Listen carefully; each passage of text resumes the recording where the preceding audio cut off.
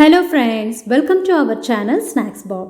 செம்ம சூப்பரான snacks ரெசிபியாகவும் use பண்ணலாம். அதே மாதிரி வெரைட்டி ரைஸோட லஞ்ச் பாக்ஸ்க்கு பேக் பண்ணி கொடுத்தீங்கனாலும் மதியம் சாப்பிட்றப்ப செம்ம சூப்பராக இருக்கும். ரொம்ப ஈஸியாகவும் செஞ்சிடலாம். கோபி பெப்பர் ஃப்ரை எப்படி செய்கிறதுன்னு வீடியோக்குள்ளே போய் பார்க்கலாமா? வீடியோ ஃபுல்லாக பார்த்துட்டு பிடிச்சிருந்துச்சுன்னா மறக்காமல் லைக் அண்ட் சப்ஸ்கிரைப் பண்ணிடுங்க. இப்போ வாங்க வீடியோக்குள்ளே போகலாம். ஒரு மீடியம் சைஸ் காலிஃப்ளவரை இந்த சைஸுக்கு கட் பண்ணி எடுத்துக்கோங்க. இப்போ இதை க்ளீன் பண்ணிடலாம். அதுக்கு ஸ்டவ் ஆன் பண்ணி ஒரு பாத்திரத்தில் 2 கப் அளவு தண்ணி சேர்த்து அதில் கொஞ்சமாக உப்பு சேர்த்துக்கோங்க. கல்லுப்பு சேர்த்துருக்கேன். 1/2 டீஸ்பூன் அளவு மஞ்சள் தூள் சேர்த்து இது நல்லா கொதிச்சதுக்கப்புறமா நம்ம கட் பண்ணி வச்சுருக்கோம் இல்லையா காலிஃப்ளவர், அதை உள்ளே போட்டுடலாம்.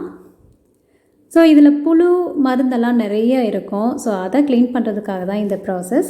ஸோ நல்லா கொதிச்சதுக்கப்புறமா ஒரு 80% வெந்தால் போதுங்க. நிறைய ரொம்ப சாஃப்டாக வெந்துடக்கூடாது. ஸோ ஒரு 80% வெந்ததுக்கப்புறமா நம்ம இதை எடுத்துடலாம். பாருங்கள், இப்போ நல்லாவே தெரியுதா? அந்த நல்லா சாஃப்டான மாதிரி தெரியுது இல்லைங்களா? இந்த டைமில் எடுத்து நல்லா தண்ணியை வடிச்சிடணும். தண்ணியை நல்லா வடிச்சிட்டா தான் நமக்கு கிறிஸ்பியாக கிடைக்கும். இல்லைன்னா குழஞ்சி சலசலப்பாக டேஸ்ட் நல்லா இருக்காது. ஸோ இப்போது மறுபடியும் ஸ்டவ் ஆன் பண்ணி கடாய் வச்சாச்சு. 1 டேபிள் ஸ்பூன் அளவு ஆயில் சேர்த்துருக்கேன். இதில் நான் ஒரு பச்சை பட்டாணி ஃப்ரெஷ்ஷாக கிடைச்சதுனால நான் அப்படியே ஆட் பண்ணி ஆயிலில் ஃப்ரை பண்ணி தனியாக எடுத்துக்க போகிறேன். சப்போஸ் உங்கள்கிட்ட ட்ரை பட்டாணியாக இருந்துச்சுன்னா ஊற வச்சு பாயில் பண்ணி காலிஃப்ளவர் சேர்த்துறப்ப சேர்த்துக்கோங்க. ஸோ இப்போது இதை ஃப்ரை பண்ணி எடுத்தாச்சு. இதை தனியாக வச்சுக்கலாம். இப்போ அதே ஆயிலில் 1 டீஸ்பூன் அளவு கடுகு, 1 டீஸ்பூன் அளவு சீரகம் நல்லா பொரிஞ்சதுக்கப்புறமா ஒரு பெரிய சைஸ் வெங்காயத்தை ஃபைனாக சாப் பண்ணி அதையும் சேர்த்து நல்லா வதக்கி எடுத்துக்கலாங்க. இது வதங்கினதுக்கப்புறமா 1 டீஸ்பூன் அளவு இஞ்சி பூண்டு விழுது சேர்த்துக்கலாம். இதோட பச்சை வாசனை போகிற வரைக்கும் நல்லா வதக்கி எடுத்துக்கலாம். ஃப்ளேமை கொஞ்சம் மீடியமாக வச்சுக்கிட்டோம் அப்படின்னா கருகாமல் இருக்கும். ஸோ இப்போ இதை நல்லா வதங்கினதுக்கப்புறமா ஒரே ஒரு தக்காளியை நல்லா ஃபைன் பேஸ்ட்டாக அரைச்சி எடுத்திருக்கேன். அதையும் சேர்த்து அதோட பச்சை வாசனை போகிற வரைக்கும் நல்லா வதக்கி எடுத்துக்கலாங்க. நல்லா வதங்கி வந்துட்டாலே டேஸ்ட் நல்லாயிருக்கும். பச்சை வாசனை இல்லாமல் நல்ல டேஸ்ட்டாக இருக்கும்.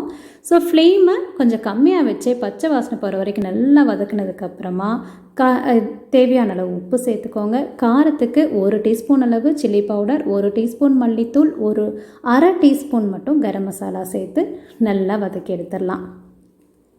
ஸோ இப்போ இது நல்லா பாருங்கள், கலர்லாம் எப்படி சூப்பராக மாறிடுச்சு.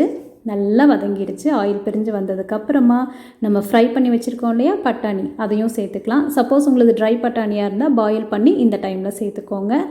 அது கூடவே நம்ம க்ளீன் பண்ணி வச்சுருக்கிற காலிஃப்ளவரையும் சேர்த்து ஃப்ளேமை கம்மியாக வச்சு நல்லா மிக்ஸ் பண்ணி எடுக்கலாங்க. ஃப்ளேமை கம்மியாக வச்சுக்கிட்டோன்னா தான் கீழே அடி பிடிக்காமல் மசாலாவும் நல்லா காலிஃப்ளவரோட இறங்கும். ஸோ இப்போது கடைசியாக பெப்பர் 2 டீஸ்பூன் அளவு சேர்த்து, உங்களுக்கு காரம் அதிகமாக வேணும்னா இன்னொரு ஸ்பூன் கூட சேர்த்துக்கலாம்.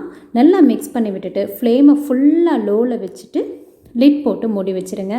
ஸோ நல்லா மசாலாலாம் மிக்ஸ் ஆகி சூப்பராக இருக்கும். இப்போ மல்லித்தலை தூவி நல்லா மிக்ஸ் பண்ணி விட்டு இறக்கிட வேண்டியது தான். செம்ம சூப்பராக இருக்கும். கண்டிப்பாக ட்ரை பண்ணி பாருங்கள். குழந்தைகளுக்கெல்லாம் ரொம்ப பிடிச்சமான ரெசிபி. ஸோ ட்ரை பண்ணி பார்த்துட்டு எப்படி இருந்துச்சுன்னு மறக்காமல் சொல்லுங்கள்.